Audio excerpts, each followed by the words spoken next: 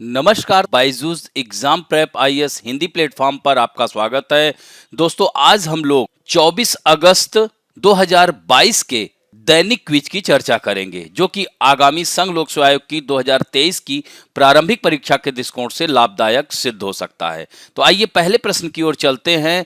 बृहस्पति ग्रह के संबंध में निम्नलिखित कथनों में से कौन सा से सही है? पहला कथन है, यह सौर मंडल का सबसे बड़ा ग्रह है जो मुख्य रूप से हाइड्रोजन व हीलियम गैसों से निर्मित है। दोस्तों, यह कथन एकदम सत्य है। यह सौर मंडल का सबसे बड़ा ग्रह है। दूसरा कथन है कि ग्रह की एक प्रमुख विशेषता ग्रेट रेड स्पॉट, जो मूल रूप से एक विशाल तूफान है। यह भी कथन एकदम सत्य है। वर्तमान में यह छोटे रूप में पाया जा रहा है। तीसरा कथन है, आयो, यूरोपा, गैनीमीड और टाइटन इस ग्रह के सबसे बड़े प्राकृतिक उपग्रह हैं। दोस्तों, यह कथन असत्य हो जाता है, क्योंकि टाइटन इसका उपग्रह नहीं है। टाइटन शनि ग्रह का उपग्रह है। आयो, यूरोपा, गैनीमीड, कैलिस्टो ये चार बड़े प्राकृतिक उपग्रह हैं। तो इस तरह से उत्तर ए होगा, केवल एक और दो।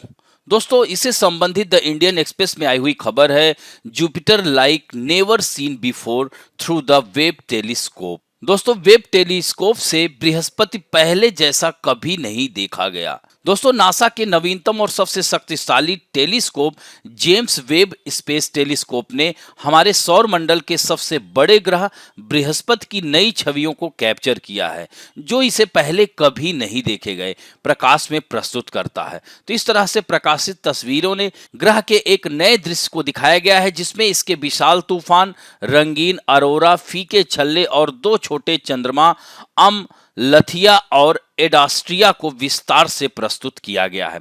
दोस्तों, बृहस्पति ग्रह यहां पर आप देख सकते हैं, इसके बारे में हमने दिया है कि यह सबसे बड़ा ग्रह है और यहाँ इस ग्रह पर अमोनिया जमा हुआ है, जो बादलों का रूप ले लेता है। इसी कारण से जुपिटर की सतह पर सफेद बादल दिखाई देते हैं और यह भी कहा जाता है कि बृहस्पति ग्रह के भीतरी वातावरण में हीरों की बारिश होती है। दोस्तों, बृहस्पति ग्रह में करीबन 300 साल तक यहाँ एक बड़े लाल रंग का धब्बा दिखाई दिया था। इसे बाद में एक बवंडर नाम दिया गया। यह धरती से 3 गुना ज्यादा बड़ा था। वर्तमान समय में यह धब्बा धीरे धीरे छोटा होता जा रहा है। और दोस्तों, इस ग्रह के 4 सबसे बड़े चंद्रमा जो हैं उपग्रह गैनीमीड, कैलिस्टो, आयो और यूरोपा है।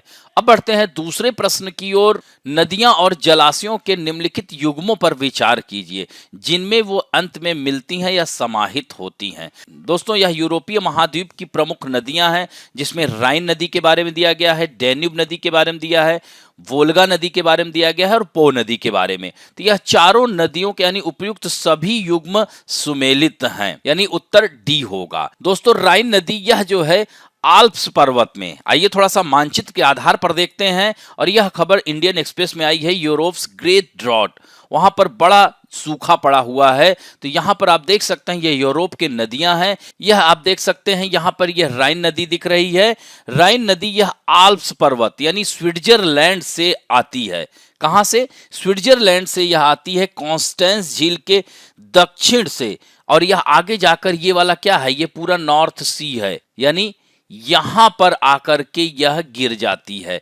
उत्तरी सागर में राइन नदी गिर जाती है। यानी राइन नदी स्विट्जरलैंड, लेंचस्टीन, ऑस्ट्रिया, जर्मनी और नीदरलैंड से होते हुए एक भ्रंश घाटी के सहारे होकर बहती है। और दूसरी दोस्तों डैन्यूब नदी, डैन्यूब नदी आप यहां पर देख सकते हैं, यह दिखाया जा रहा है, यह काला सागर में आकर के गिर रही है। तो डैन्यूब नदी के बारे में, यह मध्य यूरोप में ऑस्ट्रिया, स्लोवाकिया गणतंत्र, हंगरी, युगोस्लाविया, रोमानिया के उत्तरी भाग से होते हुए बहती है। यह विश्व की एकमात्र ऐसी नदी है जो 8 देशों से होकर बहती है। यानी यह ब्लैक फॉरेस्ट यानी जर्मनी के ब्लैक फॉरेस्ट से, यह देख सकते हैं डैन्यूब यहां पर है, यह जर्मनी के ब्लैक फॉरेस्ट से निकल रही है और यह जाकर के कहां पर, काला सागर में जाकर के यह गिर रही है। वोल्गा और पो नदी के बारे में, तो यहां पर आप देख सकते हैं वोल्गा नदी, यह दोस्तों यह यूरोप की सबसे लंबी नदी है। वोल्गा नदी यह जो है वाल्दाई प्रायद्वीप यानी वाल्दाई प्रायद्वीप से निकलती है और यह यहां पर देख सकते हैं कि कैस्पियन सागर में जो विश्व की सबसे बड़ी झील है, वहां पर आकर के ये देख सकते हैं कैसे आ रही है वोल्गा नदी, और यह आकर के कैस्पियन सागर में गिर रही है।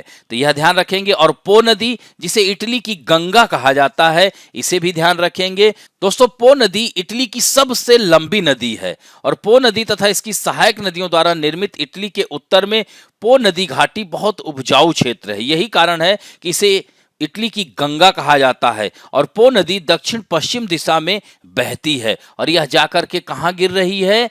ये एड्रियाटिक सागर है, एड्रियाटिक सागर में जाकर गिर जाती है। अब बढ़ते हैं तीसरे प्रश्न की ओर। तियांगोंग अंतरिक्ष स्टेशन के संबंध में निम्नलिखित कथनों में से कौन सा से सही है? पहला कथन दिया है, इसका निर्माण चीन द्वारा किया जा रहा है तथा इसे पृथ्वी की मध्यम कक्षा में स्थापित किया जाएगा। दोस्तों, यह तो कथन सही है कि निर्माण चीन द्वारा किया जा रहा है, लेकिन यह मध्यम कक्षा में स्थापित नहीं किया जाएगा।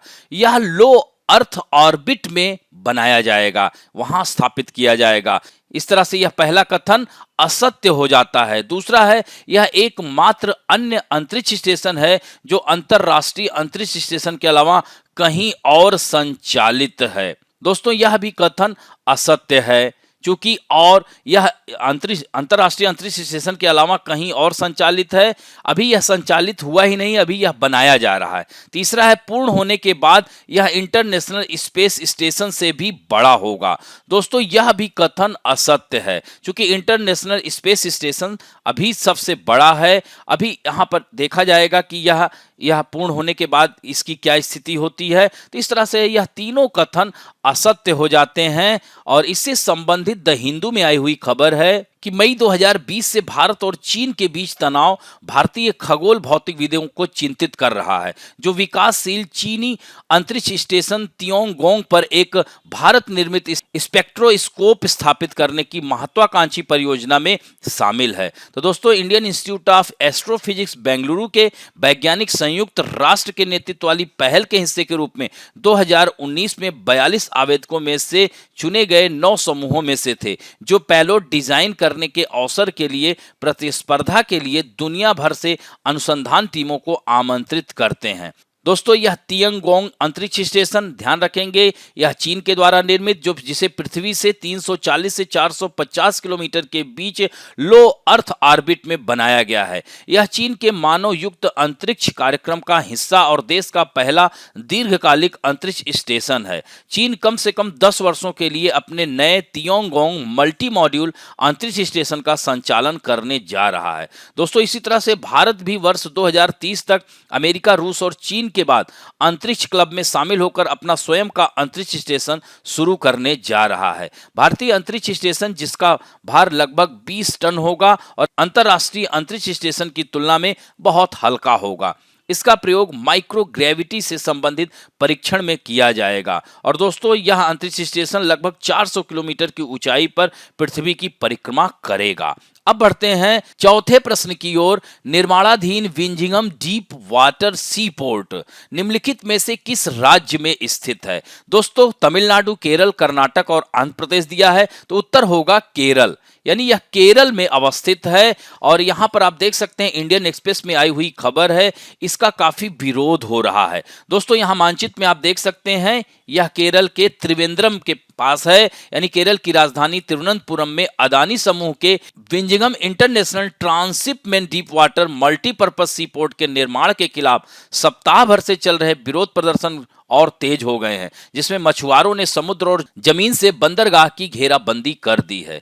दोस्तों, यह विंझिंगम international deep water multipurpose sea port, जिसे विंझिंगम पोर्ट के नाम से भी जाना जाता है, त्रिवेंद्रम में अब अरब सागर तट पर एक निर्माणाधीन, यह अरब सागर तट है, तो यहां पर यहां पर स्थित है, यह ध्यान रखेंगे। और दोस्तों, प्रदर्शनकारियों की सबसे बड़ी मांग यही है कि तिरुवनंतपुरम के बाहरी इलाके में विंझिंगम में 7,500 करोड़ रुपए के गहरे पानी के बंदरगाह और कंटेनर ट्रांसशिपमेंट टर्मिनल का निर्माण रोक दिया जाए और उचित पर्यावरणीय प्रभाव का अध्ययन किया जाए। और समुदाय ने 6 अन्य मांगे भी रखी हैं कि समुद्र के कटाव में अपने घरों को खोने वाले परिवारों का पुनर्वास, तटीय कटाव को कम करने के लिए प्रभावी कदम, मौसम की चेतावनी जारी होने पर मछुआरों को वित्तीय सहायता, मछली पकड़ने की दुर्घटनाओं में अपनी जान गंवाने वाले परिवारों को मुआवजा, सब्सिडी वाले मिट्टी के तेल और तिरुवनंतपुरम जिले के अंचुनथेंगु में मुथलापोझी मछली पकड़ने के बंदरगाह को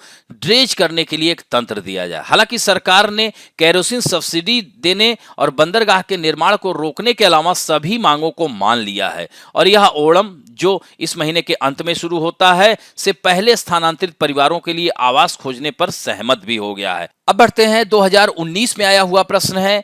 पांचवा प्रश्न, कभी कभी मीडिया में डेनिसोवन शब्द का उल्लेख किस संदर्भ में किया जाता है? इसमें दिया है डायनासोर के प्रकार का जीवाश्म प्रारंभिक मानव प्रजाति के लिए यह डेनिसोवन का प्रयोग किया जाता। अतः उत्तर क्या होगा? बी होगा। तो इस तरह से प्रारंभिक मानव प्रजाति डेनिसोवंस होमिनिड की विलुप्त प्रजाति है और डेनिसोवंस के जीवाश्म साक्ष्य पहली बार 2010 में पहचाने गए।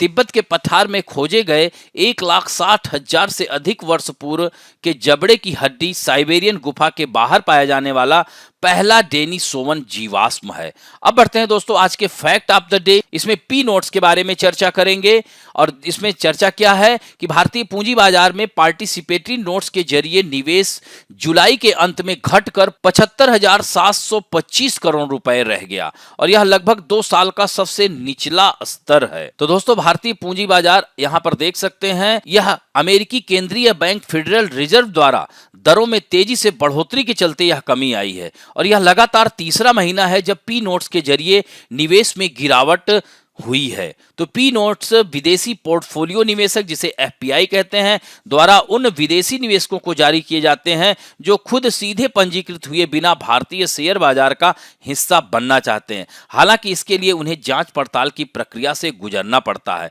भारतीय प्रतिभूत और विनिमय बोर्ड के आंकड़ों के अनुसार भारतीय बाजारों में पी नोट्स के जरिए निवेश जुलाई के अंत में 75,725 करोड़ रुपए था। इसमें इक्विटी, ऋण और हाइब्रिड प्रतिभूतियां शामिल हैं। इस तरह से जून के अंत में यह आंकड़ा 80,092 करोड़ रुपए था और जुलाई का आंकड़ा अक्टूबर 2020 के बाद से सबसे निचला स्तर है।